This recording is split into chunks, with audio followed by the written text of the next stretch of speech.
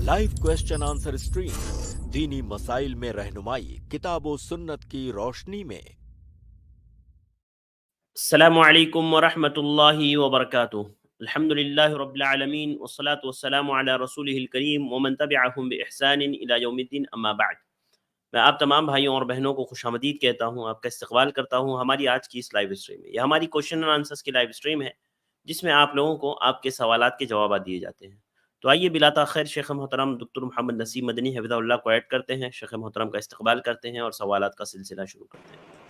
अस्सलामु अलैकुम व रहमतुल्लाहि व बरकातुहू। शेख वालेकुम सलाम व रहमतुल्लाहि व बरकातुहू। खैरियत से हैं शेख? अल्हम्दुलिल्लाह, कैसे हैं आप लोग? अल्हम्दुलिल्लाह। शेख अगर इजाज़त हो तो सवालात का सिलसिला शुरू करें। जी शुरू करते हैं, बिस्मिल्लाह।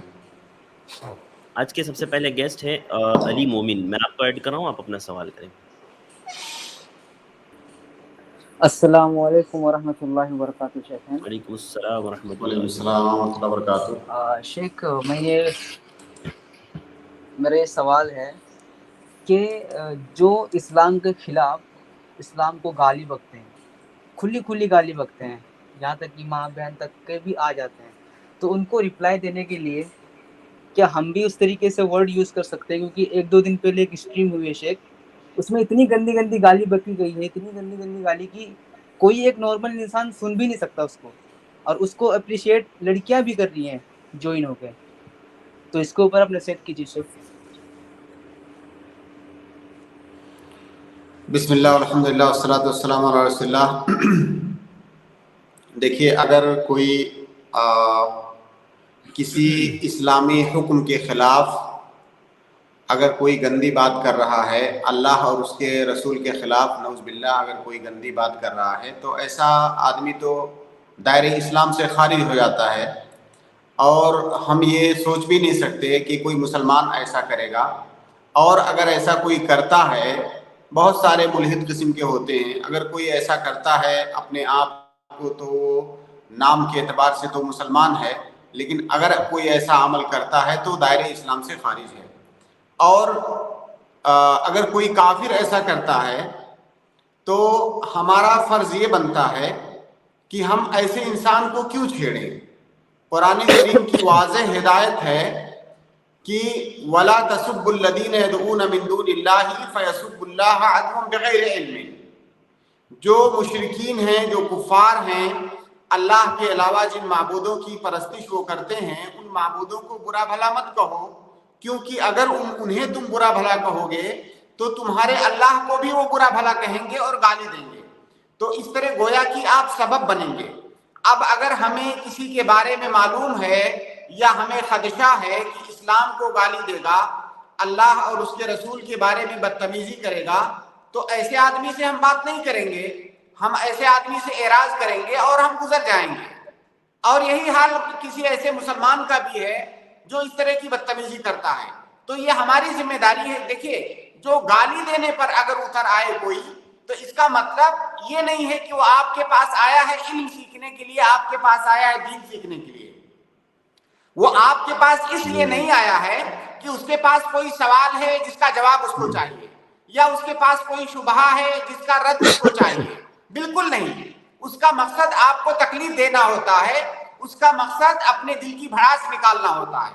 तो जब भी इस तरह के लोगों से सामना हो, तो हमें चाहिए कि हम दामन बचा करके निकल जाएं, और हम जितना मुमकिन हो हम कोशिश करें कि हम सबब ना बने इस्लाम और इस्लाम के शराए के बारे में किसी गलत बात कहने का हम सबब ना बने। जी शेख, कोई ऐसी गुंजाइश हो सकती है क्या, मतलब जो ऐसे अब्यूज़र्स यूज करते हैं उसके लिए कोई गुंजाइश है क्या कि यूज कर सकते हैं गाली देने की हालत में? नहीं, देखिए, गाली देना अच्छी बात नहीं। उसका सबसे बेहतरीन हल ये है कि ऐसे लोगों से आप एराज करें। आप गाली देंगे, फिर दोबारा पलट के वो गाली देगा, और गालियों का ये सिलसिला चलता रहेगा। भाई, आप हो सकता है उसको गाली दें, वो पलट करके आपके रब को गाली दे, आपके रसूल को गाली दे। तो ऐसे लोगों से मौजूदा जमाने में बेहतर तरीका यह है कि ऐसे लोगों से एराज किया जाए। ठीक है, जज़ाकल्लाह खैर। जी, बहुत बहुत शुक्रिया। जैसे कि جی جی شیخ، ہم انڈینز ہیں، ہم انڈیا کا رہنے والے، وہ شخص پاکستان کا ہے، اور یہاں پہ ہو کیا رہا ہے کہ یہاں کے مسلمس جا کے مطلب ان کو سپورٹ کرتے ہیں، ان کی حمایت کرتے ہیں، ان کو شاباشی دیتے ہیں. یہاں تک کہ ایک لڑکا آیا، وہ بول رہا ہے کہ یہ اسٹریم میری بہن بھی دیکھتی ہے، تو تھوڑے اپنے لہجے کو ٹھیک کرے تو وہ بولتے ہیں کہ اپنی بہن سے بول دو کہ وہ دیکھے نہیں اسٹریم. جزاک اللہ سے کتنا ہی بولنا تھا. السلام علیکم و رحمۃ اللہ. اللہ رب العالمین ہدایت دے. آمین آمین. شاہنہ اعظمی آپ اپنا سوال کریں سسٹر. السلام علیکم شیخ. وعلیکم السلام ورحمۃ اللہ وبرکاتہ. سر مجھے یہ پوچھنا تھا، سورہ تکاثر جو ہے کیا اس کو پڑھنے سے 1000 آیت پڑھنے کا ثواب ملتا ہے؟ ایسی کسی بھی حدیث کا مجھے علم نہیں ہے جس میں وہ فضیلت بتائی گئی ہو جس کا ذکر آپ کر رہی ہیں، پھر بھی ہم تعاقب کر لیتے ہیں سورہ تکاثر کے بارے میں. تب تک آپ کسی دوسرے کالر کو لیں شیخ. ٹھیک ہے جزاک اللہ. میں جب تک جو ہے اگلے گیسٹ کو ایڈ کرتا ہوں، سسٹر سمیہ آپ اپنا سوال کریں. السلام علیکم ورحمۃ اللہ وبرکاتہ. وعلیکم السلام ورحمۃ اللہ وبرکاتہ. جی شیخ، میرا سوال یہ ہے کہ کسی لڑکی کو طلاق دیا اس کا شوہر، اور وہ طلاق جی دینے سے پہلے اس کی لڑکی کی زیور بھی مانگ لیے، اب جو زیور انہوں لائے تھے وہ بھی مانگ لیے، ان کا پورا سامان بھی پورا برباد کر دیے. تو طلاق دینے کے بعد لڑکی اس کا مطالعہ نہیں کر سکتی کیا؟ میرے زیور تم دے دو کر کو اس کا مطالعہ نہیں کر سکتی کیا شیخ؟ دیکھیے بہن، تھوڑا سا سوال آپ کا واضح نہیں ہو پا رہا ہے. وہ طلاق دینے کے بعد جو زیور مانگ رہا ہے، کیا وہ زیورات اس نے اپنی بیوی کو مہر میں دیا تھا؟ وہ زیورات کس کے جی تھے؟ نہیں شیخ، زیور انہوں اپنے طرف سے لا کے ڈالے تھے، اور لڑکی کے ماں باپ بھی لڑکی کو کچھ زیور دے کے بھیجے تھے، ہدیہ کے طور پر دے کے بھیجے تھے. وہ شوہر ہے نا، اس کو لڑکی کو بہت ستاتا تھا، اور اس کی پورے زیور بیچ کے کھا گیا، اس کے مال جو دیے تھے وہ بھی بیچ کر کھا گیا. اور طلاق دینے کے بعد جھوٹ کہا کہ میں اس کو میرا مال وہ لے کے چلے گیا، ایسا جھوٹ بول کے تہمت لگا کے اس کو طلاق دے دیا. اب لڑکی بولی کہ تمہاری زیور تو مجھے نہیں چاہیے، مگر میں کیسے لائی تھی نا زیور، وہ زیور تو مجھے دے دو. کیا یہ بھی مطالعہ نہیں کر سکتی کیا لڑکی؟ کون سے زیور مجھے دے دو؟ وہ خود جو لڑکی جو لے ماں کے گئی باپ تھی کے شیخ، گھر سے، جو ماں باپ کی ماں طرف باپ سے کے لی گھر تھی. سے لے. جو شوہر بیچ کر کے کھا چکا ہے. جی شیخ جی. دیکھیے بہن، پہلی بات تو یہ ہے کہ طلاق دیتے وقت شوہر اپنی بیوی سے نہ تو اس زیور کا مطالبہ کر سکتا ہے یا اس مال کا مطالبہ کر سکتا ہے جو اس نے مہر میں دیا ہے، وہ تو قطعاً نہیں کر سکتا. دوسری بات، اگر شوہر نے اپنی بیوی کو بیوی رہنے کے دوران کچھ ہدیہ تحفہ دیا ہے اور اس کا مقصد صرف ہدیہ اور تحفہ ہے، تو طلاق دیتے وقت اس کو بھی واپس نہیں مانگ سکتا ہے. تیسری بات یہ کہ اس عورت کی کہ اپنے جو زیورات ہیں جو اس کے والدین نے دیے ہیں یا کسی اور نے دیے ہیں، جو اس کی اپنی خالص پراپرٹی ہے، اس کو بھی شوہر اس کا بھی مطالبہ نہیں کر سکتا ہے. خلاصہ یہ کہ بیوی سے شوہر کسی بھی مال کا مطالبہ نہیں کر سکتا ہے طلاق دیتے ہوئے. اب رہا سوال یہ کہ جب وہ دونوں آپس میں میاں بیوی تھے اور بیوی کے کچھ زیورات وہ بیچ کر کے کھا گیا ہے شوہر، تو یہاں پر سوال یہ پیدا ہوتا ہے کہ وہ زیورات بیچ کر کے کیوں کھایا؟ کیا بیوی نے اپنے شوہر کو دے دیا تھا، یا بیوی نے اپنے شوہر کو ادھار دیا تھا، یا یہ کہ شوہر نے جبرن اس کو لے کر کے کھا لیا؟ اگر بیوی نے اپنے شوہر کو گفٹ کر دیا تھا، ہدیہ کر دیا تھا، تو بیوی اس کو واپسی کا مطالبہ نہیں کر سکتی ہے اگر اس نے ہدیہ کر دیا تو. اور اگر بیوی نے اپنے شوہر کو اس اعتبار سے دیا تھا کہ اس کو بیچ کر کے آپ اپنا کام چلا لیجئے، مجھے بعد میں دے دیجئے گا، یعنی وہ قرض دے رہی ہے، ایسی صورت میں وہ اس قرض کا مطالبہ کرے گی. اور اسی طرح اگر شوہر نے بیوی کی مرضی کے بغیر بھی اب اس کے زیورات یا اس کی کوئی بھی چیز بیچ کر کے استعمال کر لیا ہے تو اسے واپس کرنا ہوگا. تو خلاصہ یہ ہے کہ شوہر بیوی سے کسی مال کا مطالبہ نہیں کر سکتا، ہاں اگر کچھ قرض وغیرہ دیا ہے تو الگ بات ہے، حالانکہ ایسا ہوتا نہیں ہے۔ اسی طرح سے بیوی اپنے شوہر سے صرف اس مال کا مطالبہ کر سکتی ہے جو اس کے شوہر نے یا تو جبراً اس سے لے لیا تھا یا قرض کی شکل میں اس سے لیا تھا۔ جی جی شیخ، شیخ اگر اس کی اولاد ہو، وہ طلاق دے، تو اولاد کا کیا ہوگا شیخ؟ اولاد کس کے پاس رہے گی؟ اس کا قرض کون اٹھائے گا؟ کتنے بڑے ہیں بچے ابھی؟ 8 سال کی ہے لڑکی ہے 8 سال کی ہے۔ دیکھیے بہن، بچے جب تک سن تمیز کو نہیں پہنچتے ہیں تب تک وہ بچے ماں ان کی زیادہ حقدار ہے، ماں ان کی زیادہ حقدار ہے۔ کب تک؟ جب تک بچے تمیز کی عمر کو نہ پہنچ جائیں۔ ہاں اس دوران اگر وہ بیوی کہیں اور، وہ عورت کہیں اور جا کر کے شادی کر لیتی ہے تو ایسی صورت میں پھر باپ ان کا مستحق ہو جائے گا۔ اللہ کے نبی صلی اللہ علیہ وسلم نے اسی طرح کے واقعے میں عورت سے فرمایا، صحابیہ سے فرمایا کہ انت احق بہ ما لم تنکحی۔ اپنے بچے کو لے کر کے نبی صلی اللہ علیہ وسلم کے پاس آئی تھی، جن کو طلاق ہو گیا تھا، اور ان کا کہنا تھا کہ میرا شوہر بچے کو مانگ رہا ہے۔ تو اللہ کے نبی صلی اللہ علیہ وسلم نے فرمایا کہ انت احق بہ ما لم تنکحی، جب تک تم دوسری شادی نہ کر لو تب تک تم اس کی زیادہ حقدار ہو۔ تو وہ بچہ جب تک سن تمیز کو نہیں پہنچتا ہے تب تک ماں اس کی زیادہ حقدار ہے، بشرطے کہ کہیں اور شادی نہ کرے۔ گویا کہ کہیں اور شادی کرنے کی صورت میں اس کا بچے کا باپ اس کا حقدار ہو جائے گا۔ اور اسی طرح سے جب وہ بچہ سن تمیز کو پہنچ جائے گا تو اس بچے کو اختیار دیا جائے گا، بچے سے پوچھا جائے گا کہ آپ ماں کے ساتھ رہنا چاہتے ہو یا باپ کے ساتھ رہنا چاہتے ہو۔ ان دونوں میں سے جس کو بھی اختیار کر لے گا اس کے ساتھ رہے گا۔ اور یہ چیز بھی اللہ کے نبی صلی اللہ علیہ وسلم کی ایک حدیث کے اندر واقع ہے، اور ایک واقعہ ہے اسی طرح کا کہ بچے کو اختیار دیا گیا جب وہ سن تمیز کو پہنچ گیا۔ تو بہرحال اگر بچہ ابھی چھوٹا ہے، سن تمیز کو نہیں پہنچا ہے، تو ماں اس کی زیادہ حقدار ہے، لیکن اس بچے کا خرچہ، نان و نفقہ اس کے باپ کو اٹھانا پڑے گا۔ جی شیخ جب طلاق دیتے وقت اس شوہر نے کہا تھا اب یہ بچی ہم کو نہیں چاہیے، ہم اس کے باپ نہیں ہیں، اب ہم نہیں چاہیے بچی، 5 لاکھ روپے لے لو، یہ دفع کر لیو گھر کو، بول کو 5 لاکھ روپے دے کے وہ بھیج ڈالے تھا، کیا ایسا کرنا جائز ہوگا کہ شیخ؟ نہیں، دیکھیے ایسے نہیں ہوتا ہے نا، وہ کتنا بھی کہے میں اس کا باپ نہیں ہوں تو ایسے تھوڑی ہوتا ہے، وہ اس کا باپ ہی کہلائے گا، زندگی بھر وہ اس کا باپ کہلائے گا، وہ اس کی بچی ہے، اور اس بچی کا پورا خرچہ جب تک اس بچی کی شادی نہیں ہو جاتی ہے تب تک اس کا خرچہ اس کے باپ کے ذمہ ہے۔ جب وہ ماں کے پاس رہے گی سن تمیز کے پہنچنے تک تب بھی اس کا خرچہ دے گا، اس کے بعد اگر اپنے پاس لاتا ہے تب بھی اس کا خرچہ دے گا۔ باقی یہ 5 لاکھ کی بات جو کہہ رہی ہیں آپ، تو ایسا نہیں کہ 5 لاکھ دینے کے بعد اس کی ذمہ داریاں ختم ہو گئی، اس کے اوپر 5 لاکھ واجب نہیں ہوتا ہے، اس کے اوپر بچی کا نان و نفقہ واجب ہوتا ہے، اور نان و نفقہ اس کو دینا پڑے گا، چاہے وہ 5 لاکھ ہو، اس سے کم ہو یا اس سے زیادہ ہو۔ اور اس کے کہنے سے ایسا نہیں ہو جائے گا کہ اب اس کی ذمہ داریوں سے بری ہو گیا ہو۔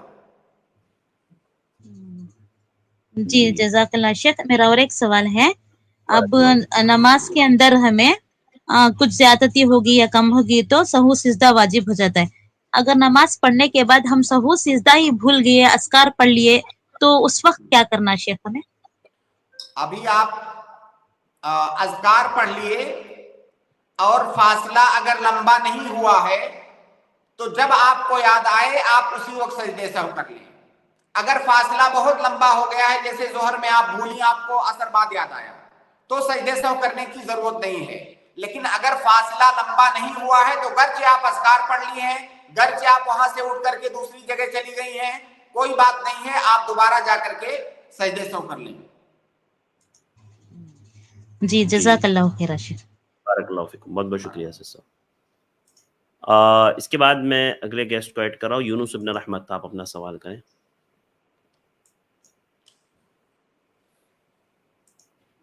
السلام علیکم شیخ۔ وعلیکم السلام ورحمۃ اللہ وبرکاتہ۔ شیخ میں نے میسج ڈالا تھا کہ جماعت کا وقت ہو گیا ہے، تھوڑی دیر بعد مجھے لیجیے۔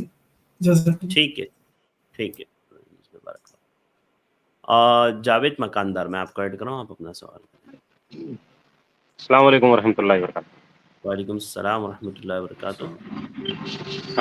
شیخ صاحب، ہمارے یہاں بیان میں اکثر بتاتے ہیں کہ جب حج کے موقع پر لوگ حاجی جاتے ہیں تو مزدلفہ کی جو رات ہوتی ہے وہ لیلۃ القدر کے برابر ہوتی ہے، اور عشر ذی الحجہ کے جو 10 راتیں ہوتے ہیں وہ بھی لیلۃ القدر کے برابر ہوتے ہیں، اور مغرب کے بعد کوئی صورت بتائے، میرے دھیان میں نہیں رہی، وہ صورت پکڑیں تو لیلۃ القدر میں جتنا ثواب ملے گا اسی بھی اتنا ثواب ملے گا، یہ کہاں تک صحیح ہے؟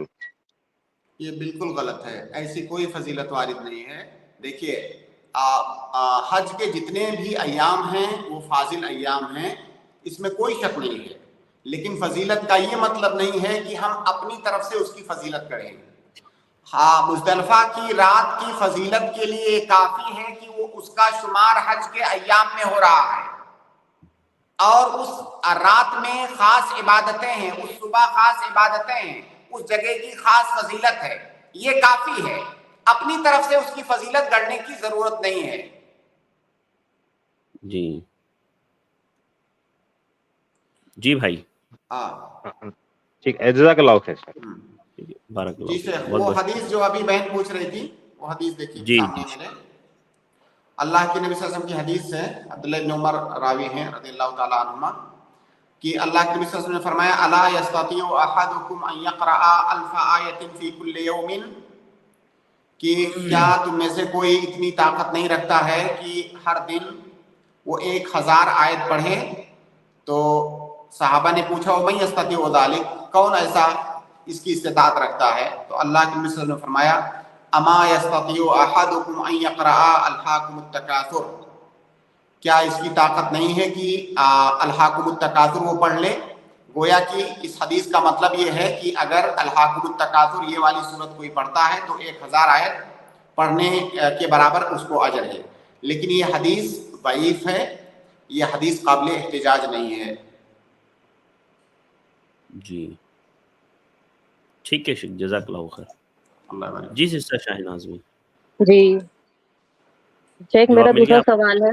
جی، میں کچھ ٹائم پہلے اسٹریم میں شیخ نے بتایا تھا کہ فرض نماز کے بعد 4 طرح کے اذکار پڑھے جاتے ہیں، سبحان اللہ کے بارے میں 4 طرح سے، ٹھیک ہے نا؟ اس جی میں ایک تھا کہ 25 بار سبحان اللہ، 25 بار الحمدللہ، 25 بار اللہ اکبر، اور 25 بار لا الہ الا اللہ وحدہ لا شریک لہ، ٹھیک ہے؟ تو میں نہیں، یہ جاننا چاہ رہی صرف لا الہ الا اللہ، صرف لا الہ الا اللہ۔ لا الہ الا اللہ، جی جی جی ٹھیک ہے شیخ، یہی سوال تھا میں۔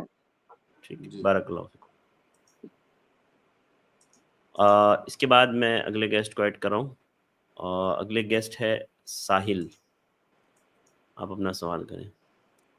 السلام علیکم شیخ۔ وعلیکم السلام۔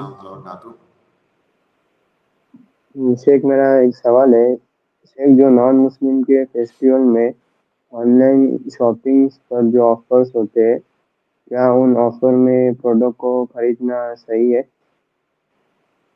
جی فیسٹیول آن میں کیا لائن ہوتا ہے شیخ؟ On line shopping offer? میں غیر مسلم فیسٹیولز میں آن لائن شاپنگ میں جو آفرز ہوتے ہیں، کیا ان کو لے سکتے ہیں؟ اس میں انشاءاللہ کوئی حرج کی بات نہیں ہے، آپ قیمت دے کر کے لے رہے ہیں، وہ چیز کوئی ایسا نہیں کہ وہ چیز آپ کو فری میں مل رہی ہے۔ مختلف مناسبات پر دیکھیے ان کا مقصد ہوتا ہے اپنے سامان کو کثرت کے ساتھ بیچنا، تو انشاءاللہ اس میں کوئی حرج نہیں ہے۔ ٹھیک ہے، جی شیخ، جو ہمیں جو راشن بھی ملتا ہے نا، تو نان مسلم کے فیسٹیول میں کچھ ایکسٹرا دیتے ہو اس فیسٹیول میں، اس لیے دیکھیے تو کیا وہ اگر آپ کی اس خریداری سے ان کا جو شرکیہ فیسٹیول ہے اس میں کسی طرح کا تعاون لازم آ رہا ہے تو ہی یہ چیز ناجائز ہوگی۔ اگر میری خریداری سے وہ جو شرکیہ عمل کر رہے ہیں اس عمل میں تعاون ہو رہا ہے تو یہ چیز ناجائز ہوگی، لیکن میں نہیں سمجھتا ہوں کہ اس کا تعلق کسی شرکیہ عمل سے ہے۔ یہ خریداری ہے، ہم قیمت دیتے ہیں، سامان لیتے ہیں، ہمارا اس میں کوئی تعاون شامل نہیں ہے۔ جی ہاں، اور شیخ اور اس فیسٹیول سے ریلیٹڈ سامان بیچنا، خاص کر کے اس فیسٹیول میں، تو کیسا ہے؟ کس چیز اگر سے ریلیٹڈ؟ ان شرکیہ اعمال سے ریلیٹڈ سامان ہے تو اس کا بیچنا جائز نہیں، کیونکہ انہی سامان کے ذریعے سے وہ شرکیہ عمل کیا جائے گا۔ جی شیخ، میرا ایک سوال ہے۔ میں جس مسجد میں نماز پڑھتا ہوں وہ شافعی مسجد ہے، اور اس مسجد میں فجر کی نماز میں دوسری رکعت میں دعائے قنوت پڑھتے ہیں، وہ کہاں تک صحیح ہے؟ دیکھیے، اگر وہ قنوت نازلہ پڑھتے ہیں اور فجر کے ساتھ خاص کرتے ہیں تو غلط ہے۔ پہلی بات تو قنوت نازلہ اس وقت پڑھی جاتی ہے جب عام مسلمانوں پر کوئی عام مصیبت آئی ہوئی ہو، تو اللہ رب العالمین سے دعا کی جاتی ہے عام مسلمانوں کے لیے کہ وہ پریشانی و مصیبت عام مسلمانوں سے ٹل جائے۔ تو قنوت نازلہ یہ کوئی عام دعا نہیں ہے، بلکہ اس کا خاص سبب ہونا چاہیے، بلا سبب کے نہیں ہے۔ وہ گویا کی سببی عبادت ہے، جب اس کا سبب ہوگا تب وہ عبادت کریں گے۔ ایسا نہیں کہ آپ جب چاہیں قنوت نازلہ پڑھ سکتے ہیں، بلکہ اس کا سبب ہونا چاہیے، اور سبب یہ ہے کہ جب کوئی عام مصیبت عام مسلمانوں پر نازل ہو تب قنوت نازلہ پڑھی جائے گی۔ نازلہ کا مطلب ہی ہوتا ہے الشدیدہ من شدائد الدہر، یعنی کوئی بڑی مصیبت، بڑی پریشانی کو عربی میں نازلہ کہا جاتا ہے۔ تو کوئی بڑی پریشانی عام مسلمانوں پر آئے تو اس وقت قنوت نازلہ پڑھی جائے گی، پہلی بات۔ دوسری بات یہ کہ قنوت نازلہ پانچوں نمازوں میں سے کسی نماز کے ساتھ خاص نہیں ہے، آپ پانچوں نمازوں میں بھی پڑھ سکتے ہیں، پانچوں نمازوں میں سے کسی بھی نماز کے اندر پڑھ سکتے ہیں۔ اگر آپ تخصیص کر رہے ہیں فجر کے ساتھ تو یہ غلط ہے، اور جو شکل آپ بتا رہے ہیں میرے خیال سے شاید وہ لوگ فجر کی تخصیص کرتے ہوں گے۔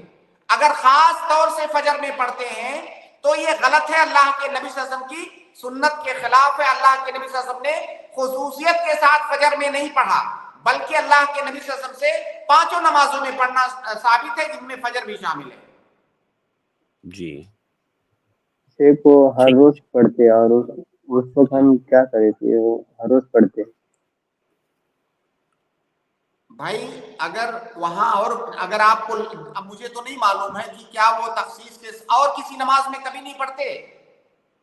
نہیں، فجر میں ہی پڑھتے، دوسری رکعت میں۔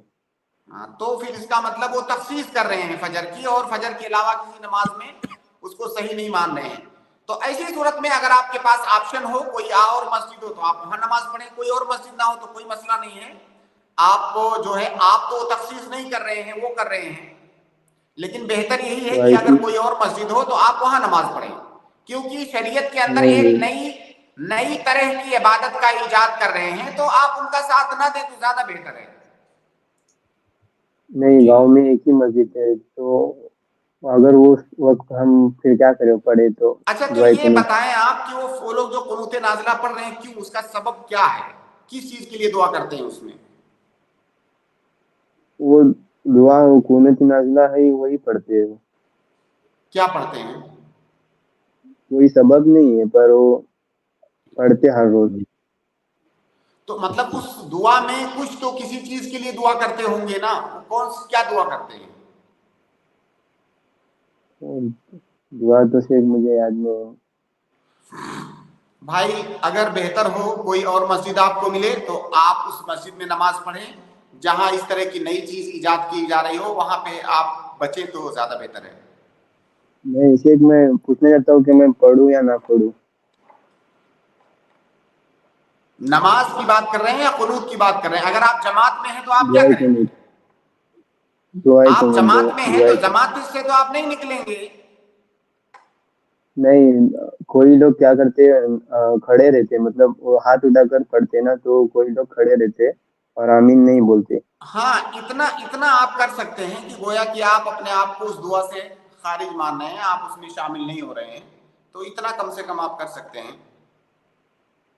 جی ٹھیک ہے شیخ، بہت بہت شکریہ، جزاک اللہ۔ جی جزاک اللہ خیر، بارک اللہ فیکم۔ اس کے بعد میں اگلے گیسٹ کو ایڈ کر رہا ہوں، اگلے گیسٹ سعید میں آپ کو ایڈ کر رہا ہوں، آپ اپنا سوال کریں۔ ایک منٹ، فیروز خان، سعید اس کے بعد فیروز خان کو میں ایڈ کروں گا۔ السلام علیکم ورحمۃ اللہ وبرکاتہ۔ वालेकुम अस्सलाम वरहमतुल्लाहि वबरकातुहू। वबरकातुहू। शेख मैं आसाम से बात करूँ। शेख मेरा एक सवाल था कि जी आपका जो हदीस है ना, मैं बहुत सारा दोस्तों में सुन्नी दोस्त से मिलता हूँ तो अपने आपको सुन्नी बताते हैं, लेकिन उन लोग को उर्दू पढ़ने का आता नहीं, हालांकि मेरे को भी पढ़ने का आता नहीं क्योंकि मैं बंगाली हूँ। तो इसके लिए मैंने आपसे रिक्वेस्ट कर दी थी एक कुरान और सही हदीस तफसीर के साथ, सही तफसीर के साथ जो एक मेरा रिक्वेस्ट है, मैंने उसको बनाया जाए क्योंकि वो दोस्त लोग को जब समझाने के लिए जाते लोग को उर्दू पढ़ने का आता नहीं, तो लोग हदीस के उसको उनको मालूम ही नहीं कि सही बुखारी क्या है, क्योंकि लोग आला हजरत का फेवर है। तो जब मैं उसको समझाता हूँ कि भाई हदीस किसको बोलते हैं, तो उसको तो उर्दू पढ़ने का आता है नहीं, इंग्लिश भी बोलने का आता है नहीं, तो वहां जाकर मैं फंस जाता हूँ, वो लोग एक्सप्लेन नहीं कर पाते। तो इसलिए मैं मेरे तरफ से क्योंकि आप लोग बहुत मेहनत कर रहे हैं दिन के लिए, अगर हिंदी में सही हदीस और कुरान का तफसीर करें तो बहुत बेहतर होगा। हिंदी में? हाँ सर शेख। ठीक है इंशाल्लाह सईदुल भाई, आपका मशवरा हमने ले लिया है, इंशाल्लाह हम लोग क्योंकि कोशिश करेंगे। हाँ कि वो लोग को पता ही नहीं हदीस क्या है, क्योंकि वो लोग बुजुर्ग के दिन में फंस चुका है। इसके लिए ज़्यादा जी शेख ठीक है सईदुल भाई, बारकल्लाह। हिंदी में तो कई बहुत सारी किताबों के तर्जुमे हो चुके हैं। प्ले स्टोर में अच्छा, प्ले स्टोर में। हाँ जी हाँ जी शेख, इसके लिए मैंने रिक्वेस्ट की कि बहुत सारे लैंग्वेज में अवेलेबल है, सिर्फ हिंदी में नहीं है। ठीक है और हिंदी इंशाल्लाह। में कुछ ठीक है दिन सईदुल भाई, ऐसा कुछ मिलेगा तो इंशाल्लाह हम आपको ज़रूर भेजेंगे, आप हमारे हेल्पलाइन नंबर पर कांटेक्ट करें इंशाल्लाह, टीम हमारी कोशिश करेगी। जज़ाकल्लाह खैर। मोहम्मद फेरोज, मैं आपको ऐड कर रहा हूँ, आप अपना सवाल करें फेरोज भाई। अस्सलाम वालेकुम रहमतुल्लाह। वालेकुम अस्सलाम वरहमतुल्लाहि वबरकातुहू। जी फरमाएं फेरोज भाई। एक सवाल है कि जैसे रसूलुल्लाह सल्लल्लाहु अलैहि वसल्लम की हदीस है कि अपने आप को मुख्तलिफ दिखाओ यहूदियों से, तो उसके लिए अपनी दाढ़ियाँ बढ़ाओ और मूछें बस्त करो, और उसके अलावा दाढ़ी को कलर करो, उनके जैसे सफ़ेद नहीं रखो। तो आजकल जो हेयर कलर वगैरह मार्केट में अवेलेबल है, ये लगाने से बालों में कोटिंग होती है। मैं काफ़ी वक्त से लगा रहा हूँ, ये मैं ब्लैक नहीं कर रहा हूँ, लेकिन दूसरा कलर लगा रहा हूँ, लाइट कलर। ये शायद आपको मुझे नहीं मालूम, ब्लैक दिख रहा होगा पर थोड़ा लाइट है, ब्राउन या लाइट ब्राउन इस तरह से। तो कोटिंग होने से वुजू होगा या नहीं होगा? और अगर मैं अब ये यूज कर रहा हूँ और अब कोटिंग हो चुकी है अगर दाढ़ी और सिर के बालों पर, तो क्या करें? इसको दाढ़ी को कटवा नहीं सकते हैं अगर मैं गलती कर रहा हूँ? तो इसका मैं आपसे ये जानना चाह रहा था कि अब क्या किया जा सकता है अगर कोटिंग वाला कलर लगाना ममनू है। ठीक है शेख, कोटिंग का मतलब मैं समझ नहीं पा रहा हूँ क्या? असल में इसके ऊपर समझिए जैसे परत आ गई, बाल के ऊपर परत बन जा रही है शेख, उसकी कोटिंग हो जा रही है। जैसे नेल पॉलिश कलर के जरिए से बाल के ऊपर जैसे एक परत आ जा रही है। कोटिंग तो वैसे महंगी भी करती होगी। देखिए, ठीक है, अगर बाल के ऊपर परत आ रही है तो इसमें कोई हरज की बात नहीं है, क्योंकि जो सर का मसाला है, सर को धोना नहीं है वजू में, सर को वजू में धोना नहीं है, सर के ऊपर मसा करना है। इसीलिए सर के ऊपर अगर कोई पगड़ी बांधे हुए है तो पगड़ी के ऊपर मसा कर सकता है। अब जब पगड़ी पर मसा करता है तो बाल पर तो उसका हाथ नहीं जाता है। तो जिस तरह से आप पगड़ी बांधे हुए हैं सर के ऊपर मसा कर सकते हैं, उसी तरह से अगर आप बाल में कोई ऐसा कलर लगा रहे हैं जिसमें पर्दे हैं तो कोई हरज की बात नहीं है, उसके ऊपर आप मसा कीजिए। परेशानी उस वक्त है जब वो परत वाली चीज आपके किसी ऐसे उज़ू पर लगी हुई हो जिस उज़ू को धोना वाजिब है। सर में असलन सर का मामला ये मबनी अलग तखफीफ है, क्योंकि सर को मसा करने के लिए कहा गया है, और मसा में जरूरी नहीं है कि बाल तक जब आपका हाथ या बाल तक पानी पहुंचे तभी, अगर बाल के ऊपर कोई चीज हायल है तो उसके ऊपर मसा करेंगे। जी, तो मैं ये समझता हूँ कि दाढ़ी के लिए भी आप जो सर की बात कर रहे हैं, तो दाढ़ी के लिए भी वही चीज अप्लाई होगी? दाढ़ी नहीं, दाढ़ी के लिए अप्लाई नहीं होगी। आप देखिए, दाढ़ी और सर में वजू में फर्क है या नहीं? सर में हम मसा करते हैं, दाढ़ी में क्या करते हैं? दाढ़ी चेहरे का हिस्सा है, दाढ़ी को हम धोते हैं। अगर दाढ़ी में ऐसी कोई चीज आप लगा रहे हैं تو نہیں, تو پھر یہ جو ہے وضو نہیں ہوگا, کیونکہ داڑھی دھونا ہے.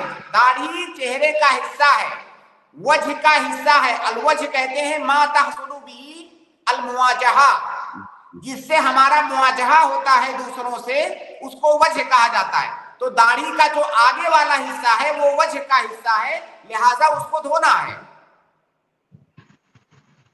تو شیخ اگر ایک دو کیس بنتے ہیں, اگر میں مان لیتا ہوں کہ داڑھی پر کوٹنگ ہو گئی ہے, کیونکہ میں کافی وقت سے ہیئر کلر داڑھی پر بھی لگا رہا ہوں, تو اب داڑھی کو تو میں کاٹ نہیں پاؤں گا, تو اس حالت میں وضو کیسے میرا پھر جائز رہے گا؟ آپ مطلب کیا دھونے سے وہ چیز نہیں چھوٹ جاتی ہے بعد میں؟ مطلب اگر کوئی ایسا طریقہ جس سے وہ چیز چھوٹ جائے؟ شیخ ارشاد, اگر آپ شیخ کو بتا پائے, میں جو کہنا چاہ رہا ہوں کہ داڑھی کے اوپر جو کوٹنگ ہے وہ ایک بار میں نہیں ہٹتی ہے, وہ ٹائم لگا کر کے ہٹتی ہے.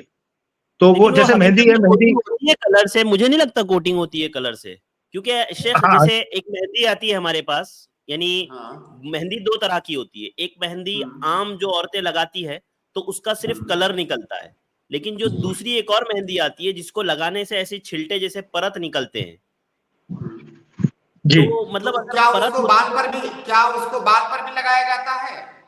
نہیں شیخ, وہ مہندی جیسے ہاتھ سے پرت نکلتی ہے نا, ویسے کبھی بال سے تو پرت نہیں نکلتی ہے, داڑھی کے ہو یا سر کے ہو. آپ بات سمجھ رہے ہیں؟ جی سمجھ رہا ہوں. یعنی وہ محسوس کیسے پتا چلے گا کہ وہ کوڈنگ ہوتی ہے یا نہیں ہوتی ہے, یا اس میں پرت ہے یا نہیں ہے, کیا آپ کا بال ڈھک گیا ہے نہیں ڈھکا ہے؟ جیسے مہندی کا ہوتا ہے تو وہ ہاتھ میں سمجھ میں آتا ہے, کیونکہ وہ, اور مہندی تو وہ بھی جائز ہے نا شیخ, جیسے جس سے چھلٹے والی جو مہندی نکلتی ہے پرت جیسی, خالی مطلب ایک چمڑی جیسی نکلتی ہے اس میں. جی نہیں, اگر اس کو کوئی ہاتھ میں لگا رہا ہے تو پھر ہاتھ اس کا ڈھک جاتا ہے, تو پانی چمڑے تک نہیں پہنچتا. نہیں ہوتی ہے شیخ. جی دیکھیے فیروز بھائی, آپ یہ دیکھیے, میں نے اس کو دیکھا نہیں ہے, اگر آپ نے دیکھا ہے یا کسی نے دیکھا ہے, میں آپ کو اس میں اصول بتا سکتا ہوں. اگر کوئی ایسی چیز ہے وہ کہ آپ کی چمڑی اس سے ڈھک جاتی ہے, اوپر ایسا پرت اس کا بن رہا ہے کہ چمڑی ڈھک جاتی ہے, تو پھر اس کو لگا کر کے آپ کا وضو نہیں ہوگا. آپ ایسی مہندی یا ایسا کلر لگائیں جو صرف کلر ہو, اس کی کوئی آبجیکٹ نہ ہو. چمڑی سے نہیں, داڑھی کے بالوں سے ریلیٹڈ میرا سوال ہے کہ داڑھی کے بال میں اگر میں ایسی چیز لگا رہا ہوں, اب یہ تو بتانا مشکل ہے کہ وہ ایبزارب ہو رہا ہے کہ وہ کوٹنگ کر رہا ہے اس کے بالوں کے اوپر, تو یہ تو میں بھی نہیں جانتا, لیکن اگر ایسا کچھ ہے کہ کوٹنگ ہو رہی ہے تو پھر بالوں کے اوپر کوٹنگ ہونے سے وضو ہوگا یا نہیں ہوگا؟ بھائی یہ کیسے آپ کو پتا چلے گا کہ بال ڈھک چکے ہیں, اس کے اوپر پرتیں آ چکی ہیں؟ آخر میں یہ تو چیز آپ کو پتا ہوگی نا. نہیں, بازار میں اتنے سارے پروڈکٹ آتے ہیں, وہ ہر چیز کے بارے میں یہ کہنا کہ وہ پرت سب کے بارے میں نہیں, جو آپ استعمال کرتے ہیں ہم اس کی بات کر رہے ہیں. آپ استعمال کرتے ہیں, داڑھی آپ کے پاس ہے, آپ آئینے میں دیکھیے, بال کو پکڑ کے دیکھیے, کیا اس میں کوئی پرت ہے جو انگلی سے آپ کھینچے تو وہ چیز چھوٹے گی؟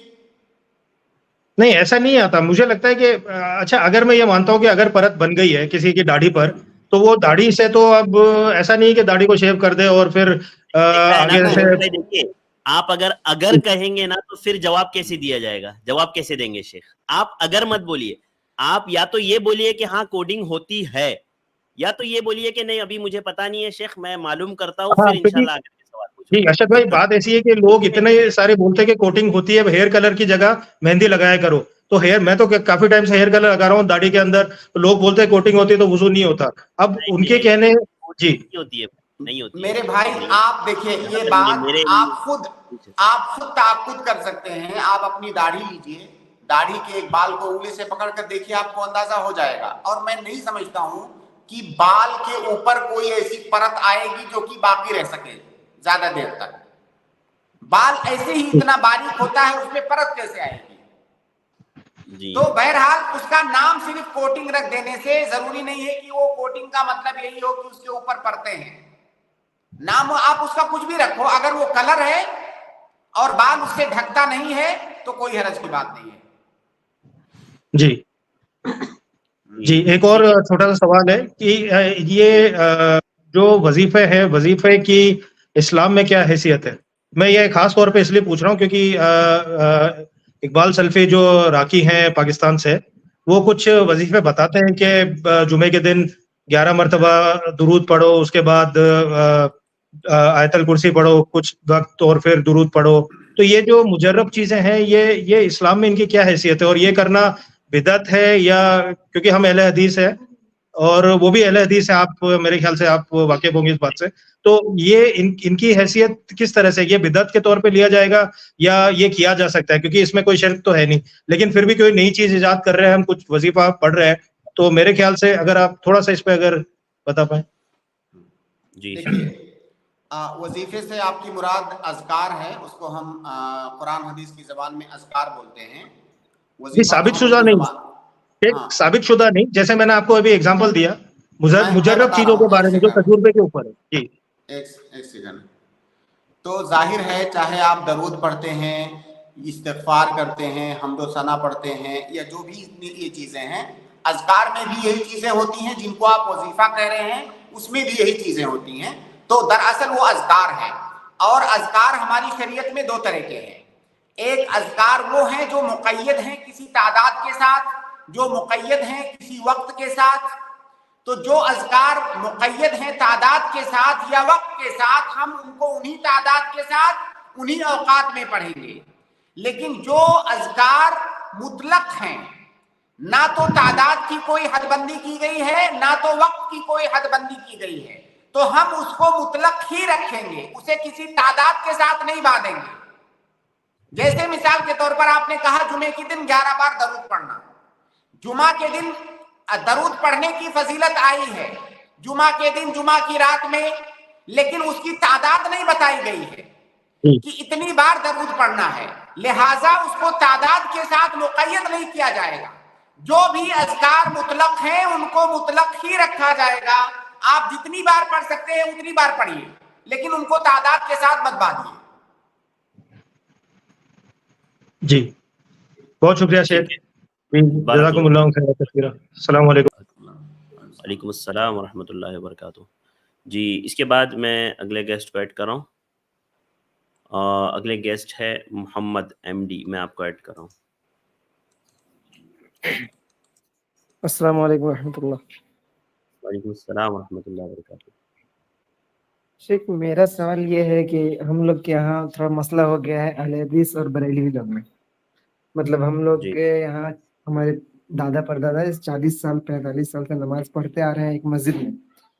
اب جا کے ہوا یہ ہے کہ اس مسجد کو بریلوی لوگ قبضہ کرنا چاہتے ہیں زبردستی، اور ان کے پاس پروف یہ ہے کہ یہ مسجد ہے، مطلب پورے گاؤں کی مسجد ہے، تو ہم لوگ تعداد میں زیادہ ہیں اس لیے ہم لوگ کو چاہیے.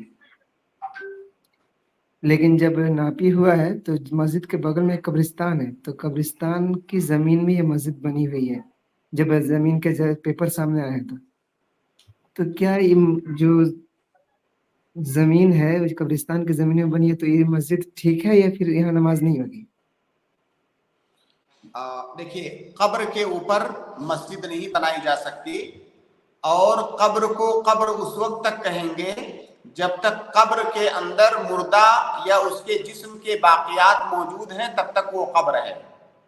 اگر کسی جگہ پر مسجد بنانی ہے، قبر بہت زیادہ پرانی ہو گئی ہے اور وہاں پر مسجد بنانا ضروری ہے، تو اس قبر کو کھود کر کے اس کے باقیات کو کہیں اور منتقل کرنے کے بعد ہی وہاں مسجد بنائی جا سکتی ہے. مردے کے باقیات کے موجود ہوتے ہوئے وہاں پر مسجد بنانا یہ جائز نہیں ہے. اب مجھے نہیں معلوم. ایک بات یہ ہے کہ مان لیجیے کہ 5 کٹھا زمین تھا، تو 4 کٹھے میں مطلب وہ قبرستان تھا اور 1 کٹھے میں کچھ لوگ رہنے لگے تھے، لیکن وہاں دفن آج تک کبھی نہیں کوئی ہوا تھا. جو لوگ رہنے لگے تھے انہی لوگوں نے ڈیسائیڈ کیا تھا کہ بھئی یہاں نہیں رہا جائے، گاؤں میں مسجد نہیں ہے تو یہاں مسجد قائم کی جائے. اور بریلوی اور اہل حدیث دونوں مل کے بہت پہلے قائم کیے تھے، لیکن بعد میں جا کے بریلوی لوگ اعتراض ہو گیا ہم لوگ کے پیچھے نماز پڑھنے سے، تو وہ لوگ نہیں آنے لگے اور 40 سال تک تو نہیں آئے. لیکن اب جو ینگ بچے ہیں، جو ینگ جنریشن، آپ پھر یہ کیسے کہہ رہے ہیں کہ قبر کے اوپر مسجد بنی ہے؟ قبر کے اوپر نہیں ہے. جس نے یہ وقف کیا ہے مسجد 5 کٹھا زمین میں، وہ یہ زمین دیا ہے اس کے نام پہ، مطلب قبرستان کے نام پر دیا تھا. جی قبرستان کے نام پہ دیا. ہاں، جس نے دیا تھا اس نے قبرستان کے نام پر دیا تھا، لیکن اس جگہ پر مسجد بنا دی گئی. जी मतलब कि चार कुछ कट्ठे में कब्रिस्तान है और थोड़ी सी हाँ, जगह बची थी वहाँ पे नहीं, अगर वो जमीन कब्रिस्तान के लिए वक्फ की गई थी, देखिए जब जी इतनी पुरानी बात है तो आप यकीन के साथ ये भी नहीं बता सकते कि वो जमीन वक्फ की गई थी या किस तरह से दी गई थी। अगर वो जमीन वक्फ की गई थी कब्रिस्तान के लिए तो उस पर मस्जिद बनाना ये जायज नहीं था। जो जमीन जिस काम के लिए वक्फ है उसी काम के लिए इस्तेमाल होगी वो जमीन।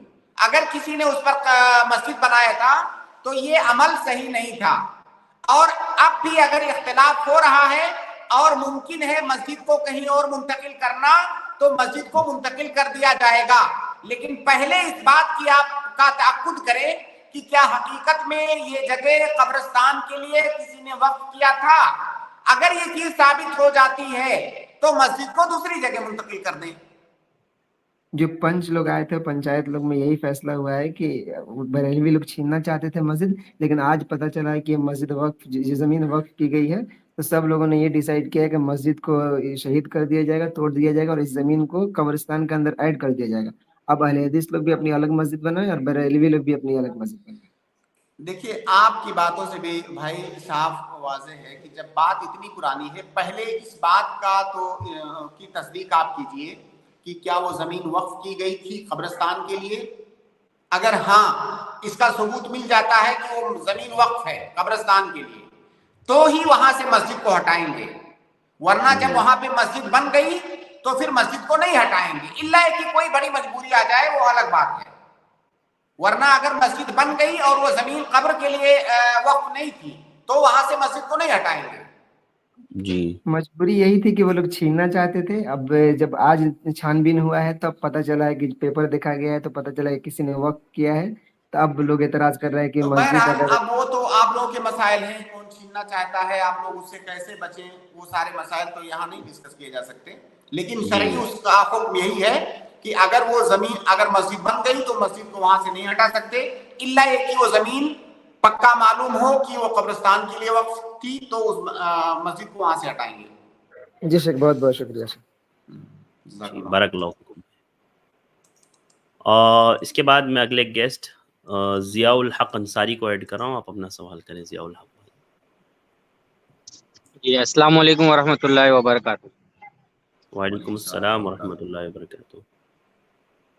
सर मेरा जो सवाल है वो ये है कि सर जो हम लोग कंपनीज में काम करते हैं सर, तो उसके अंदर जो है पीएफ कटता है सर हमारा। जी जी तो पीएफ के अंदर है ना सर इंटरेस्ट आता है, तो वो हम लोग इस्तेमाल कर सकते हैं या नहीं कर सकते सर? अगर नहीं कर सकते तो वो पैसा हम कहाँ पे लगाएं? जी शेख भाई का सवाल थोड़ा एक बार रिपीट करें। भाई का सवाल ये है शेख कि हाँ पीएफ जो कटता है कंपनी में तो उस पर कुछ इंटरेस्ट अमाउंट मिलता है, तो क्या वो लेना जायज़ है या उसको लेना जायज़ नहीं है? नहीं, देखिए पीएफ जो आपका कटता है एक तौर से वो अमाउंट कंपनी के पास आपकी तरफ से कर्ज होता है कंपनी के ऊपर, क्योंकि वो आपकी तनख्वाह में से ही कटती है वो रकम। आपकी तनख्वाह में से कंपनी वो रकम काटती है और उस रकम को इस्तेमाल करती है, उसको रखती नहीं है, उसको इस्तेमाल करती है। और कर्ज की यही शक्ल होती है कि हम किसी से रकम लेते हैं और उसको इस्तेमाल करते हैं, बाद में वापस करते हैं। तो कंपनी वो रकम आपसे ले रही है, उसको इस्तेमाल करती है, एक खास मुद्दत के बाद वो रकम आपको वापस करेगी, लेकिन आपको उतनी ही वापस नहीं करेगी बल्कि उससे ज्यादा वापस करेगी। तो वो जो ज्यादा वाली रकम है वो सूद है, वो जायज नहीं है आपके लिए। जी और पीएफ पर ठीक है शायद सर, हम इससे वो पहले भी थोड़ी तफसील से बात कर चुके हैं। हाँ शेख अरशद। जी शेख, पीएफ के बारे में हमने कभी बात किया है हाँ इससे पहले?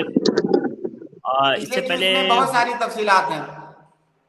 जी मैं देख लेता हूँ शेख एक मरतबा, अगर नहीं होगा तो फिर मैं आपको अगर ना हो तो फिर हाँ मुझे फिर याद दिलाइए, कई सारे मसाइल हैं इसमें, लेकिन हमने जवाब सिर्फ उस पॉइंट पे दिया है जो भाई का सवाल था। जी सर, अगर आप डिटेल्स शेयर कर सकते तो बेहतर है। क्या बोले ज़ियाउल हक भाई? जी आपकी आवाज सर कभी कभी कट जाती है। جی ٹھیک ہے. ابھی میں یہ کیا کہنا بولے چاہ آپ رہا نے تھا دوبارہ؟ کہ ای پی ایف او ایک گورنمنٹ کمپنی ہے سر. اس میں سے ہمارے شیئر کٹتا ہے اور ایک کمپنی کا شیئر کٹتا ہے. جی جی اس کے بعد میں جو وہ انٹرسٹ آتا ہے تو وہ ہم نہیں استعمال کر سکتے. برابر سر؟ میں سمجھا نہیں شیخ. شیخ بھائی کا بولنا یہ ہے کہ ہاں. پی ایف جو کٹتا ہے نا تو ایک تو ان کے اماؤنٹ میں سے کٹتا ہے اور ایک کمپنی کے اماؤنٹ سے کٹتا ہے, اور پھر کمپنی وہ کی دونوں اماؤنٹ سے ان اماؤنٹ کا پی ایف کیسے کرتا ہے؟ ان کی طرف سے کٹتا ہوگا, وہ بولنا چاہ رہے ہیں شاید وہ, ہے نا ضیاء الحق بھائی؟ جی جی جی ہاں تو ایک یہ کہہ رہے ہیں کہ یہ میری طرف سے تھوڑا کٹتا ہے, تھوڑا کمپنی پے کرتی ہے, اور یہ دونوں ملانے کے بعد پھر اس پر کچھ انٹرسٹ ایڈ ہوتا ہے. نہیں, وہ جائز نہیں ہے بالکل. جو انٹرسٹڈ ہوتا ہے وہ جائز نہیں ہے. جی جزاک اللہ. تو میں یہ کہنا چاہ رہا تھا سر جی کہ اس کو ہم کدھر استعمال کر سکتے ہیں, مطلب ہم کدھر دیں؟ غریبوں میں دیں, کسی کی غریب کی شادی میں دیں؟ ہاں غریبوں میں دے دیں, غریبوں میں دے دیں, شادی میں یا کسی بھی چیز میں غریبوں میں آپ دے دیں, اس مال سے چھٹکارا حاصل کرنے کے لیے.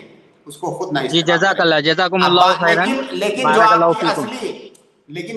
اصلی رقم ہے وہ آپ کی ہے, وہ اصلی والی رقم آپ استعمال کریں گے, جو زائد ہے اس کو آپ دیں گے. جی ٹھیک ہے, جزاک اللہ, بارک اللہ فیکم. شکریہ. بہت بہت شکریہ بھائی ضیاء الحق انصاری. اس کے بعد میں اگلے گیسٹ کو ایڈ کر رہا ہوں. اگلے گیسٹ ہے سسٹر ایکس وائی زیڈ. میں آپ کو ایڈ کر رہا ہوں, آپ اپنا سوال. جی ایکس وائی زیڈ میں نے آپ کو ایڈ کیا ہے. السلام علیکم ورحمۃ اللہ وبرکاتہ. وعلیکم السلام ورحمۃ اللہ وبرکاتہ. جی شیخ, رقیہ شرعیہ کے بارے میں ہمارا سوال تھا کہ اس میں جی جو آپ نے ابھی بتایا کہ مطلق کو مقید نہیں کرنا چاہیے, تو پھر جی جو وہ اذکار راقی بتاتے ہیں تو وہ کتنی بار پڑھیں پھر ہم؟ راقی جو سجیسٹ کرتے ہیں, جو اذکار, جو دعائیں جو نبی صلی اللہ علیہ وسلم سے مطلب ثابت ہے. دیکھیے, ایک قاعدہ ہے اصول فقہ کے اندر کہ جی ما ورد مطلقاً یبقى مطلقاً حتی یرد دلیل التقیید. یہ تمام عبادات کے اندر ہے. ظاہر رقیہ بھی ایک عبادت ہے. کوئی بھی عبادت جو مطلق طور سے وارد ہوئی ہے وہ مطلق ہی باقی رکھی جائے گی یہاں تک کہ تقیید کی کوئی دلیل اس پر وارد ہو جائے. تو جو اذکار یا جو رقیہ یا جو دعائیں آپ کو کوئی بتاتا ہے وہ آپ کسی تعداد کے ساتھ خاص کیے بغیر جتنا میسر ہو, جتنا آپ کو توفیق ہو, آپ اتنی بار پڑھیں. جیسے کوئی سورہ فاتحہ پڑھنے کے لیے آپ کو کہتا ہے, آپ جتنی بار پڑھ سکتے ہیں اتنی بار پڑھیں. ٹھیک ہے, کسی کو 10 بار لگا کہ میرے لیے آج 10 بار آسان ہے, اس نے 10 بار پڑھ لیا. کسی دن 7 ہی بار پڑھا, کسی دن 9 بار پڑھا. بس آپ اس کی تقعید مت کیجئے کہ میں اتنی دفعہ پڑھوں گا تبھی اس سے مجھے فائدہ ہوگا. تو میرے خیال سے تقعید کرنا مطلق اذکار کو, اس میں رقیہ بھی شامل ہے, جتنی بار میسر ہو, جتنی بار توفیق ہو, بغیر کسی تعداد کی تقعید کیے ہوئے آپ اتنی بار پڑھیں. ٹھیک ہے جی جزاک اللہ. اور ایک بارک اور اللہ. سوال تھا. جی جی میوزک تو حرام ہے, لیکن جو گانا ہے, گانا جو گنگناتے ہیں بچے آج کل, تو ان سے کہا جائے کہ یہ بھی گناہ ہے یا یہ بھی حرام ہے, تو وہ بولتے ہیں کہ ہم نے اسکالر سے سنا ہے کہ گانا حرام نہیں ہے بلکہ جائز ہے. تو اس کے بارے میں کچھ ہے قرآن و حدیث میں؟ ہاں بالکل, قرآن و حدیث میں اس کے بارے میں ہے. دیکھیے, گانا کیا ہوتا ہے؟ گانا یہ ایک طرح کی, جیسے جس کو ہم اردو میں شاعری بولتے ہیں, وہ ایک شاعری ہی تو ہوتی ہے. قافیہ ہوتا ہے, اس میں موزون کلام ہوتا ہے اور اسی سے گانا بنتا ہے. تو وہ جو موزون اور مقفع کلام ہے وہ کوئی اچھی چیز بھی ہو سکتی ہے. جیسے کوئی آدمی اللہ رب العالمین کی تعریف کر رہا ہے نظم میں, کوئی اچھی چیز ہے وہ. لیکن اسی موزون اور مقفع کلام میں کوئی آدمی تغزل کر رہا ہے, عورتوں کی تعریف کر رہا ہے, بے حیائی والی باتیں کر رہا ہے, تو جو اس طرح کی باتیں ہوتی ہیں اسی کو تو ہم گانا کہتے ہیں. کوئی گانے میں حمد اور نعت تو ہوتا نہیں ہے، حالانکہ جو گانا ہوتا ہے وہ بھی موزون اور مقفع، اس میں بھی قافیہ ہوتا ہے، اوزان ہوتے ہیں، شعر کی طرح سے ہوتا ہے، لیکن اس میں بے حیائی والی باتیں ہوتی ہیں تو اس کو ہم گانا کہتے ہیں۔ اگر اس میں اچھی باتیں ہوں، اخلاقیات والی باتیں ہوں، پند و نصائح ہوں، یہ ساری چیزیں ہوں تو ہم اس کو نظم کہتے ہیں۔ تو گانا وہی ہے جس میں جو انسان کو بے حیائی، فحاشی اور برے کاموں کی طرف بلاتی ہے، اس کی رغبت دیتی ہے، اس طرح کی خواہشات اس کے دل و دماغ کے اندر بیدار کرتی ہے، وہی گانا ہے۔ اب اس پر اگر ساتھ میں موسیقی بھی ڈال دیا جائے تو گویا کہ اس کی حرمت اور زیادہ ہو گئی۔ ایک تو وہ جو کلام ہے وہی قبیح ہے، اس میں موسیقی ڈال دیا گیا تو پھر اس کی قباحت اور بھی بڑھ گئی۔ تو ایسا ضروری نہیں ہے کہ موسیقی نہ ہو تو جائز ہے، موسیقی نہ ہونے کے باوجود بھی وہ ناجائز ہو سکتا ہے، کیونکہ اس کے اندر قبیح قسم کی باتیں ہیں، ایسی باتیں ہیں جو انسان کو برائی کی رغبت دلاتی ہے، برائی کی طرف لے جاتی ہے۔ دوسری بات یہ کہ مان لیجئے کوئی بہت اچھا کلام کسی نے گایا ہوا ہے یا پڑھا ہوا ہے، اس کے اوپر موسیقی ہے اور وہ کلام لوگوں کے درمیان مشہور ہے، جیسے قوالیاں ہوتی ہیں یا غزلیں ہوتی ہیں بہت ساری، تو بہت ساری ایسی نظمیں ہوتی ہیں جس میں کوئی اخلاقی خرابی نہیں ہوتی ہے، لیکن اسے موسیقی کے دھن پر گایا گیا ہوتا ہے اور وہ چیز مشہور ہو جاتی ہے۔ اب اس کے بعد کبھی اگر اس کو آپ بغیر موسیقی کے بھی سنو تو کیا آپ کو اس موسیقی والے دھن کی یاد آئے گی کہ نہیں آئے گی؟ کیونکہ وہ مشہور ہو چکی ہے اسی دھن پہ۔ تو ہر وہ چیز جو آپ کو اس برائی کی طرف کی یاد دلائے یا آپ کے ذہن کو اس برائی کی طرف لے جائے تو گویا کہ یہ وسیلہ بن رہا ہے، اور جو وسیلہ بن رہا ہو حرام کام کی طرف لے جانے کا، وہ کام بھی حرام ہے۔ تو خلاصہ یہ کہ گانا چاہے موسیقی کے ساتھ ہو یا موسیقی کے بغیر ہو، وہ حرام ہے۔ جی جزاک اللہ خیر، بارک اللہ فیک۔ اس کے بعد میں جو ہے اگلے گیسٹ کو ایڈ کر رہا ہوں۔ اگلے گیسٹ ہے ساحر اختر، آپ اپنا سوال کریں، اس کے بعد میں ففروا الی اللہ کو ایڈ کروں گا۔ السلام علیکم شیخ۔ وعلیکم السلام ورحمۃ اللہ وبرکاتہ۔ شیخ آپ سے سوال تھا، یہ سورہ یاسین کی 68 نمبر آیت کی ذرا تفصیل بتا دیں گے مہربانی؟ سورہ یاسین کی 68 نمبر آیت، ہاں اس کی کچھ روایت مل رہی ہے، کچھ اللہ تعالیٰ کوئی لمبی عمر میں کوئی خلقت کر کے کوئی اندھے میں اٹھاتے ہیں یا پھر بچے کر کے اٹھاتے ہیں؟ بھائی مہربانی اس کو اگر وجہ تھوڑا سا پڑھ کے بتائیں وہ آیت پلیز۔ وہ آیت تو یاد نہیں ہے پر اس کی تفصیل آپ ہی پڑھ دیں بھائی ایک بار آیت، آپ ہی پڑھ دیں ایک بار آیت کو۔ ساحر بھائی آیت ہے آپ کے پاس؟ آیت تو یاد نہیں ہے پر اس کی تفصیل تھوڑی سی یاد تھی، وہی ہم نے کہا تھا۔ جی ٹھیک ہے، میں آیت پڑھ دیتا ہوں۔ آیت یہ ہے، اعوذ باللہ من الشیطان الرجیم، بسم اللہ الرحمن الرحیم، وَمَن نُعَمِّرْهُ نُنَكِّسْهُ فِي الْخَلْقِ أَفَلَا يَعْقِلُونَ۔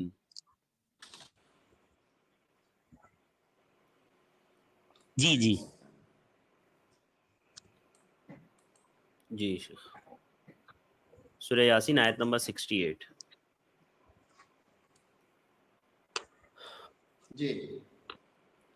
جی اللہ رب العالمین فرماتا ہے وَمَن نُعَمِّرْهُ نُنَكِّسْهُ فِي الْخَلْقِ أَفَلَا يَعْقِلُونَ۔ دیکھیے تفسیر سعدی سے میں پڑھ رہا ہوں۔ وَمَن نُعَمِّرْهُ مِن بَنِي آدَم نُنَكِّسْهُ فِي الْخَلْقِ أَن يَعُودُ إِلَى الْحَالَةِ الَّتِي ابْتَدَأَ حَالَةَ ضعف العقل و ضعف القوة۔ اللہ رب العالمین فرماتا ہے کہ جن کو بنی آدم میں سے جن کو ہم پیدا کرتے ہیں، نُنَكِّسْهُ فِي الْخَلْقِ، ایک عمر ایسی آتی ہے، ایک مرحلہ ایسا آتا ہے اس کی زندگی کے اندر کہ جس طرح سے وہ کمزوری کی حالت میں پیدا ہوا تھا، اس کی عقل کمزور تھی، اس کا جسم کمزور تھا، وہ اسی حالت کی طرف دوبارہ لوٹ جاتا ہے۔ یہاں پر اشارہ بڑھاپے کی طرف ہے کہ آدمی جس طرح پیدا ہوتا ہے تو کمزور ہوتا ہے، عقل اس کے پاس نہیں ہوتی ہے، ایک ایسی عمر آتی ہے کہ اس میں اس کا جسم اور عقل یہ کمزور پڑ جاتے ہیں. افلا یعقلون. تو اللہ رب العالمین کی جو نشانی ہے کہ انسان کو پیدا کرنے کے بعد اس کو مختلف مراحل سے گزارتے ہوئے اللہ رب العالمین ایسی حالت تک لے جاتا ہے کہ وہ پہلی حالت کی طرح ہو جاتا ہے, بچپنے کی طرح سے. اس میں اللہ تعالیٰ کی نشانیاں ہیں. افلا یعقلون. کیا لوگ غور نہیں کرتے ہیں؟ کیا لوگ سمجھتے نہیں ہیں؟ جی بھائی. آواز جی آ بھائی رہی ہے؟ آپ کو جواب مل گیا ظاہر بھائی؟ جی ہاں مل گیا. کچھ تفسیر میں ایسے شیخ کچھ تفسیر ایسی ملتی ہے کہ ایک لمبی عمر میں اللہ تعالیٰ اندھے کر کے اٹھاتے ہیں, تو یہ کیا صحیح ہے یا؟ نہیں, بالکل نہیں, بالکل نہیں بھائی. بالکل ہو نہیں نا. سکتا ہے بعض لوگ اندھے ہو بھی سکتے ہیں. اب اندھا ہونا یہ کمزوری ہے, آپ کی کمزوری. مختلف طرح کی کمزوریاں آپ کو آتی ہیں جب آپ بوڑھے ہوتے ہیں. آپ کا لمبی جسم عمر میں کمزور تھے. ہوتا ہے, آپ کی ہمت کمزور ہوتی ہے, آپ کے پاس قوت نہیں ہوتی ہے, عقل نہیں ہوتی ہے, عقل کمزور ہو جاتی ہے. تو اللہ رب العالمین آپ کو یاد دلا رہا ہے آپ کی اصلیت کے بارے میں. اور اللہ رب العالمین اس بات کی بھی ترغیب دلا رہا ہے کہ جب آپ کے پاس قوت ہے, طاقت ہے, جوانی ہے, تو اللہ رب العالمین کی اطاعت اور عبادت کر لو اس حالت میں زیادہ سے زیادہ. جی جی بالکل بالکل. بہت بہت شکریہ. جزاک اللہ خیر. السلام علیکم و رحمۃ اللہ بارک اللہ. وبرکاتہ. بہت بہت شکریہ بھائی ہمارے ساتھ جوائن ہونے کے لیے. اگلے گیسٹ سسٹر ہینا ہے, میں آپ کو ایڈ کر رہا ہوں. سسٹر ہینا ریموو ہو گئے ہیں. میں ہینا اسلم کو ایڈ کر رہا ہوں, آپ اپنا سوال کریں.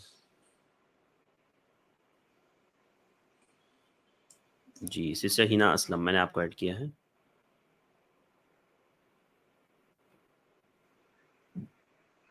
السلام جی علیکم سسٹر. ورحمۃ اللہ وبرکاتہ. وعلیکم السلام ورحمۃ اللہ وبرکاتہ. جی جی سسٹر. ایک اسٹریم جو ابھی میلاد النبی پر ایک اسٹریم چل رہی تھی, اس میں سرفراز جی فیضی جو ہیں انہوں نے ایک حدیث پیش کی تھی, میرے خیال سے سعید بن مسیب کے حوالے سے. میں مفہوم بتا دے رہی ہوں, لفظ و لفظ یاد نہیں ہے. تو انہوں نے اس میں یہ بتایا تھا کہ ایک شخص فجر کی مطلب نماز پڑھنے کے بعد, سورج طلوع ہونے کے بعد, سورج جب طلوع ہو گیا اس کے بعد وہ نفل پڑھ رہے تھے. فجر کی نماز پڑھنے کے سورج طلوع ہونے کے بعد نفل پہ نفل پڑھ رہے تھے. تو سعید بن مسیب نے انہیں روکا, اور روکا تو انہوں نے کہا کہ کیا رکوع اور سجدہ کرنے پر عذاب دے گا؟ تو انہوں نے صحابی جو تھے انہوں نے فرمایا ہاں رسول کی اتباع, مطلب مفہوم بتا رہی ہوں, اس میں رسول کی اتباع جی نہیں ہے, کیونکہ رسول صلی اللہ علیہ وسلم نے فجر کی مطلب نماز کے بعد طلوع ہونے کے بعد کوئی نماز نہیں پڑھی. تو میرا سوال یہ ہے کہ جو اشراق پڑھتے ہیں ہم 20 منٹ بعد, کیا ہم نہ پڑھیں اسے, جو صلاۃ الضحیٰ پڑھتے ہیں؟ اب دیکھیے وہ واقعہ تو مجھے نہیں یاد ہے. سعید بن مسیب رحمہ اللہ بہت بڑے تابعی ہیں, بہت معروف تابعی ہیں. شاید جو واقعہ آپ بتا رہی ہیں اس واقعے کے اندر یہ ہوگا کہ جب سورج طلوع ہو رہا ہو اس وقت نماز پڑھنے سے منع کیا گیا ہے. جب تک سورج مکمل طور سے طلوع نہ ہو جائے اور ایک نیزہ اوپر نہ چلا جائے تب تک نماز نہیں پڑھنا ہے. آپ جو صلاۃ الضحیٰ کی بات کر رہی ہیں, چاشت کی نماز کی بات, تو چاشت کا وقت شروع ہوتا ہے جب سورج طلوع ہونے کے بعد ایک نیزہ اوپر چلا جائے, یعنی اس میں خوب زیادہ روشنی آ جائے, اس وقت صلاۃ الضحیٰ کا وقت شروع ہوتا ہے. وہ انسان اس وقت سے پہلے پڑھ رہا ہوگا, اس لیے سعید بن مسیب رحمہ اللہ نے اسے روکا ہوگا. تو اگر چاشت کا وقت شروع ہونے کے بعد کوئی پڑھ رہا ہے تو بالکل پڑھ سکتا ہے. جی نہیں, سر آپ مجھے آپ یہ بتا دیجئے کہ کیا نبی صلی اللہ علیہ وسلم نے فجر کی نماز کے بعد سورج طلوع ہونے کے بعد کوئی نماز پڑھی ہے یا نہیں؟ سورج طلوع ہونے کے بعد نہیں ہوگا, وہ شیخ وہی کہہ رہے ہیں کہ سورج طلوع ہونے کے بعد نہیں ہوگا. جو سرفراز بھائی نے کہا تھا وہ میں دیکھ لیتا ہوں الفاظ, اصل میں اسکول میں نہیں جی تھا, انہوں نے تو آپ ایک کام کریں سسٹر, یہ ہمارا جو ہیلپ نہیں لائن انہوں نمبر نے ہے یہ نا, کہا تھا نا جی. اچھا چلیے ایک بات اور بتا دیجئے کہ یہ قرآن خوانی جو ہے میت کے لیے قرآن خوانی جو ہے کرنا جائز نہیں ہے، لیکن کچھ علماء یہ کہتے ہیں کہ جیسے کسی نے مکان بنایا نیا یا دکان کھولی کوئی نئی، تو اس میں ایز اے رقیہ وہ سورہ قرآن خوانی کرا سکتے ہیں. نہیں، کیا بالکل صحیح ہے یہ؟ دلیل بالکل غلط ہے. اس کے لیے دلیل چاہیے. آپ نے مکان بنایا، اس میں زندگی بھر قرآن پڑھنا ہے. ایسا نہیں کہ جس دن مکان کا افتتاح کر رہے ہیں اس دن کسی حافظ کو قاری کو بلا کر قرآن خوانی کروانا ہے. وہ آپ کا مکان ہے، اس کے اندر آپ زندگی بھر قرآن پڑھیے. مکان کے افتتاح کے وقت کسی کو بلا کر کے قرآن خوانی کی رسم ادا کروانا یہ بدعت ہے، اس کا کوئی ثبوت نہیں ہے. ٹھیک ہے شیخ، جزاک اللہ خیر، بارک اللہ فیکم، بہت بہت شکریہ. ٹھیک ہے، السلام علیکم. وعلیکم السلام ورحمۃ اللہ وبرکاتہ. اس کے بعد میں ففروا الی اللہ کو ایڈ کر رہا ہوں، آپ اپنا سوال کریں. السلام علیکم ورحمۃ اللہ وبرکاتہ. شیخ وعلیکم السلام ورحمۃ اللہ وبرکاتہ. شیخ میں نے یہ 12 ربیع الاول شیخ جو یہ تاریخ مشہور ہوئی ہے، یہ میں نے کچھ لیکچرز میں پہلے سنا کہ یہ صرف وہ ہسٹورین اتہاس کار جو تھے ابن اسحاق، یہ ان کے وجہ سے مشہور ہوئی ہے، ورنہ اوتھینٹک جو زیادہ قریب والی جو علماء بولتے ہیں وہ 9 ربیع الاول ڈیٹ تھی رسول صلی اللہ علیہ وسلم کے پیدائش کی. تو اس پہ ذرا جاننا تھا بس یہ صرف. اور دوسرا یہ 12 ربیع الاول جو رسول صلی اللہ علیہ وسلم کی وفات کا دن ہے، اس کی ہمارے پاس کیا کنفرمیشن ہے، مطلب کس وجہ سے ہم ان کنفرم کرتے ہیں یہ 12 تاریخ؟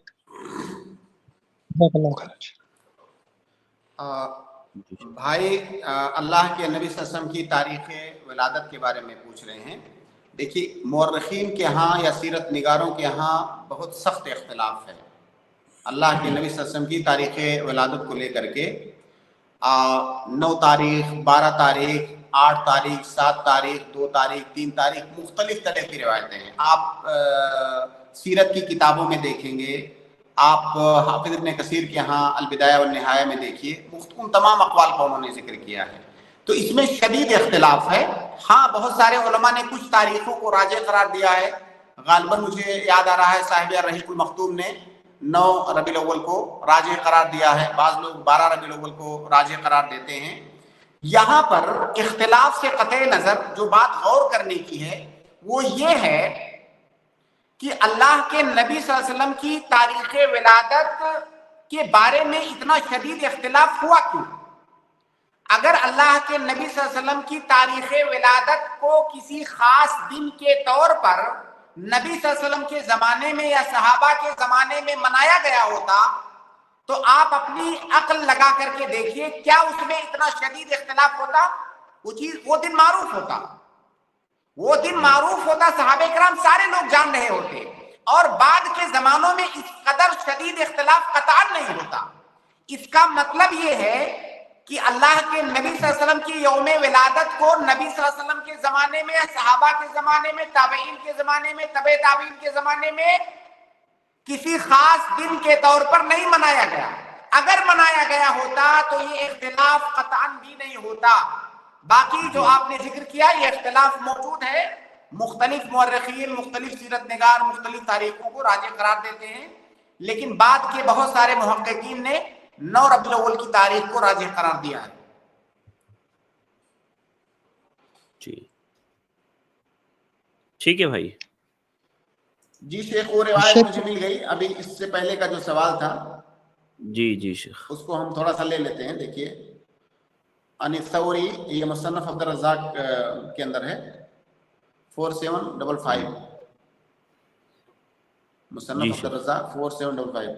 عن الثوری عن ابی ریاح عن ابن المسیب انه رأى رجلا يكرر الركوع بعد طلوع الفجر فنهاه. سعید بن المسیب نے ایک آدمی کو دیکھا کہ طلوع فجر کے بعد وہ نماز پہ نماز پڑھے جا رہا ہے. یکرر الرکوع ہے مطلب پڑھے جا رہا ہے. جی تو سعید بن المسیب نے اس شخص کو روکا تو اس نے کہا کہ یا ابا محمد ایعذبنی اللہ علی الصلاۃ، ابو محمد ان کی کنیت ہے. کہا کہ اے ابو محمد کیا اللہ تعالیٰ نماز پڑھنے پر مجھے عذاب دے گا؟ میں تو نماز ہی تو پڑھ رہا ہوں, کوئی دوسرا کام یا کوئی غلط کام تو نہیں کر رہا ہوں, میں عبادت ہی کر رہا ہوں. تو انہوں نے کہا کہ لا ولکن یعذبک علی خلاف السنہ, اللہ تعالیٰ نماز پڑھنے پر تمہیں عذاب نہیں دے گا, لیکن سنت کی جو مخالفت کر رہے ہو اس پر عذاب دے گا. تو ایک ایسے طریقے پر تم نماز پڑھ رہے ہو جو طریقہ نبی صلی اللہ علیہ وسلم سے ثابت نہیں ہے, تو سنت کی مخالفت کر رہے ہو. کیونکہ حدیث کے اندر آیا ہے کہ جب فجر طلوع ہو جائے تو فجر کی جو 2 رکعت سنت ہے, سنت راتبہ, اس کے علاوہ اور کوئی نماز نہیں ہے, اور وہ شخص اس سے زیادہ پڑھے جا رہا تھا, تو یہ سنت کی مخالفت ہے. تو غالباً جہاں پر اسٹریم میں ذکر کیا گیا ہوگا وہاں پر یہی کہ عمل میں, عبادات میں بھی اصل یہ ہے کہ وہ عبادت سنت کے موافق ہونی چاہیے. عمل کا صالح ہونا صرف کافی نہیں ہے, بلکہ عمل کا صالح ہونا ضروری ہے اور سنت کے مطابق ہونا ضروری ہے. ایسا نہیں کہ کوئی آپ نیک عمل کرو تو کوئی حرج نہیں ہے, چاہے سنت کی مخالفت ہو یا موافقت ہو. جیسے کوئی آدمی ظہر کو 6 رکعت پڑھنے لگے اور کہے بھائی نماز ہی تو ہے, تو ہم کہیں گے بھائی یہ گھر سے نماز ہے لیکن یہ سنت کے خلاف ہے, دین کے خلاف ہے, اس لیے جائز نہیں ہے. ٹھیک ہے شیخ, جزاک اللہ خیر, بارک اللہ فیکم. امید ہے سسٹر کو جواب مل گیا ہوگا ان کے سوال کا. بہت بہت شکریہ شیخ, ہمیں وقت دینے کے لیے. وقت ہمارا مکمل ہو گیا ہے, تو یہیں پر آج ہم اسٹریم کو ختم کرتے ہیں. بارک اللہ فیکم. انشاءاللہ کل ملاقات ہوگی. السلام علیکم ورحمۃ اللہ وبرکاتہ. اس کے بعد میں اپنے بھائیوں اور بہنوں کا شکر گزار ہوں اور معذرت خواہ ہوں ان بھائیوں سے جن کے نمبر نہیں آئے. انشاءاللہ میں کل آپ لوگوں کو ضرور ایڈ کروں. آج کے لیے بس اتنا ہی, مجھے دیجیے اجازت. انشاءاللہ کل کی اسٹریم میں دوبارہ آپ لوگوں سے ملاقات ہوگی. آپ لوگ ضرور آئیے گا اور ہم یہیں ہوں گے انشاءاللہ. جانے سے پہلے اختتام مجلس کی دعا پڑھ لیجیے. سبحانک اللہم و بحمدک, اشہد ان لا الہ الا انت, استغفرک و اتوب الیک. السلام علیکم ورحمۃ اللہ وبرکاتہ.